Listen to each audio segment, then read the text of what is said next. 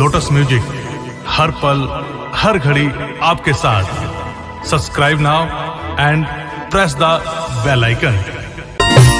आई सब हम भोजपुरी गायक छुटका खेसारी अपना तमाम भोजपुरिया भाई लोग के हाथ जोड़ के प्रणाम करतानी।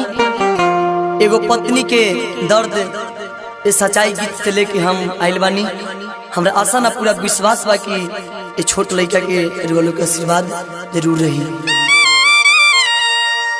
कि बाली रोवता काना बाली रोवता उठा लाली रोवता घरे आ जाए बलमुआ राउरे रानी रोवता घरे आ जाए सजनवा राउरे धानी रोवता।